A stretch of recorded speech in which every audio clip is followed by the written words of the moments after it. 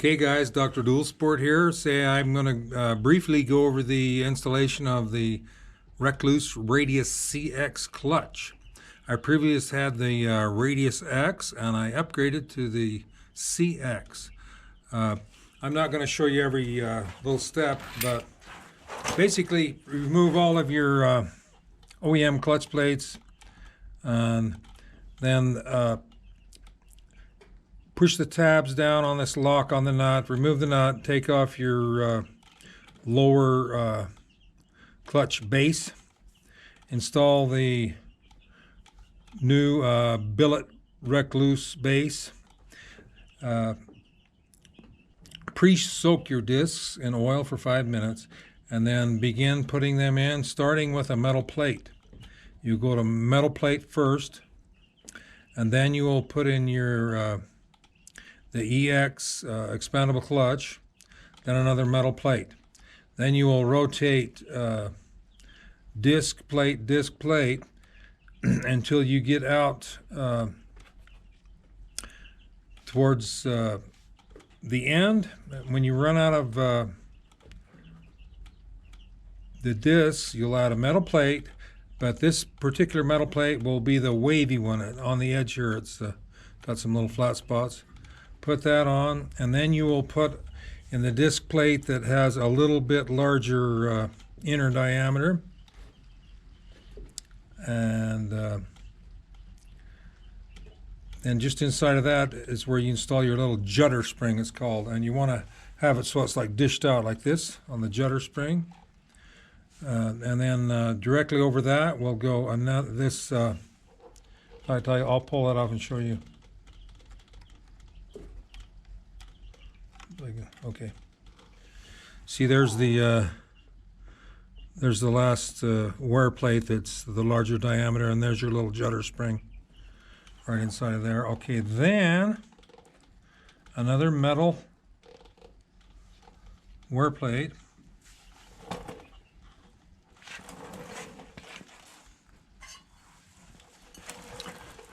And then the pressure plate will go on there. But before we do that, we need to check the torque spec. To do that, before you put your nut on here, you need to put on this little tab washer that is provided by Rekluse. Do not use the regular washer that was on the OEM, just this tab lock washer and your nut. And if you put it in a higher gear, you can hold the rear brake on, and the torque spec is 50 foot-pounds. So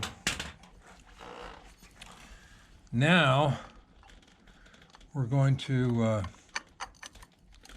we'll install this pressure plate with the Rekluse supplied springs, bolts, and adapters, and then we'll show you how to adjust this inner adjustment for the free plate.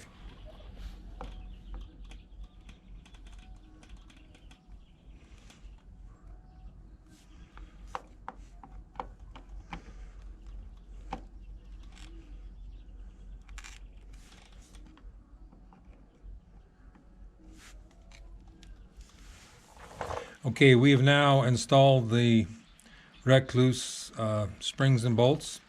We alternated the red and silver springs every other one. We have those snug.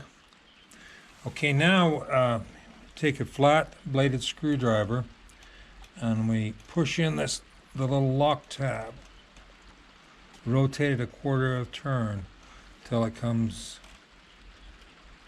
out. Then we'll take a screwdriver and we'll rotate this adjustment disc counterclockwise.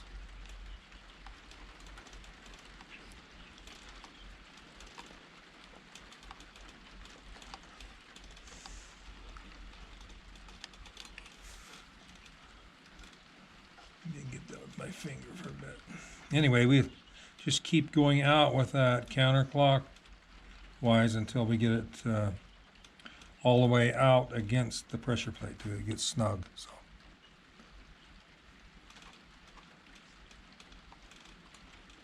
That's it. It's snug. Okay, now we will remove the 6 spring bolts and pull off this pressure plate and complete our adjustment at that point. The next step is to put a mark on the adjustment ring and also on the lower clutch hub.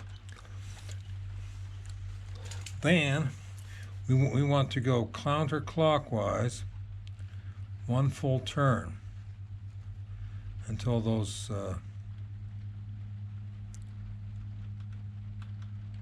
marks match up. So it's either aligned again. Okay, now we want to go 2 clicks to the right. So there would be 1. And there would be 2 clicks clockwise. Okay, now the little locking pin, we push that in and then turn it quarter turn.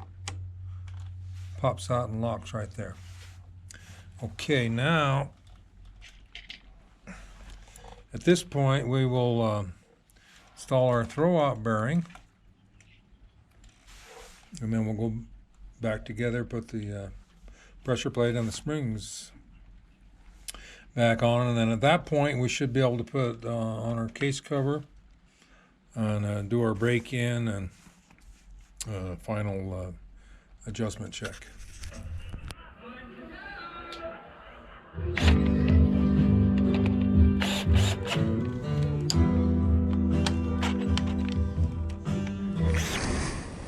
The next step is to check free play gain, and this can be done one of 2 ways.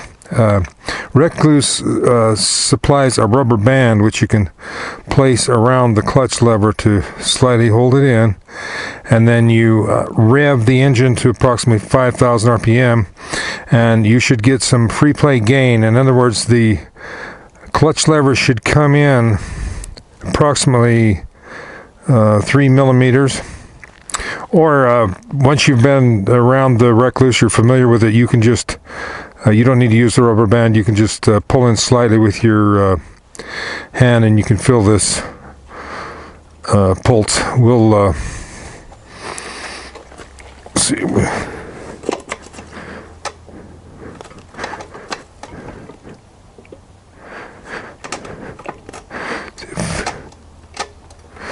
See if I can hit the old neutral gear there. I think I'll do this off of the bike, then I think you can get a better angle here.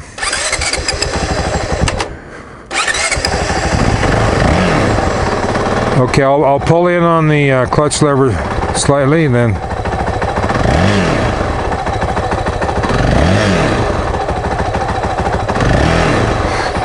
you can see that it pulses in slightly like that. Okay, now all that's left is the clutch break-in.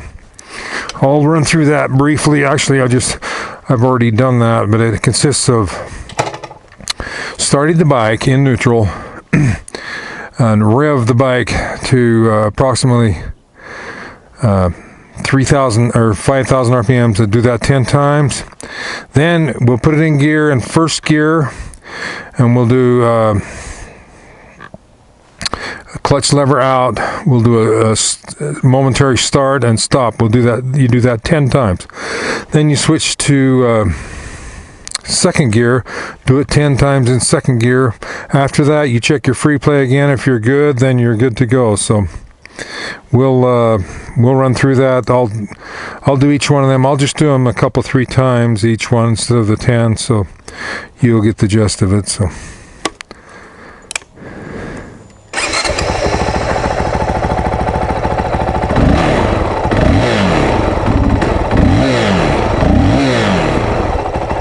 Now we'll put it in gear, clutch out, okay.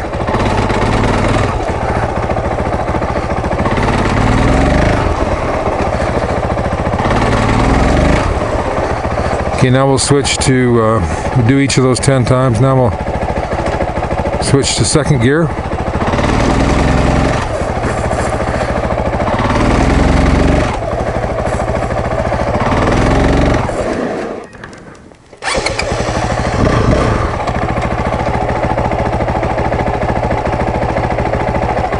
Okay, at that point, that should do the initial break-in of the clutch discs to get them to where they're seated to each other. So now the final test is we'll check the free play gain again, and you can see that clutch is popping in there, so everything's good. We don't need to go back and do any final adjustments inside. Now if this was not working within the spec, we'd have to go into the take the side cover off and rotate the drum to get our adjustments, so everything's be good. My plan now is to I think I'm going to just put like about maybe 100 miles on the bike, and then I'm going to dump the oil and filter again, because my oil was pretty black after riding the Baja and with that clutch slipping and everything. So I think that's my plan. So anyway, thanks for watching the video. I hope it helps you. I am no master mechanic, not trying to be, and that's why I didn't try to show you every little detail, because I imagine if you read the directions, you'd be smart enough to do that. But you know, maybe it will help someone. Hope so. Thanks for watching. Please like, subscribe, and comment if you wish. This is Dr. Dual Sport signing out.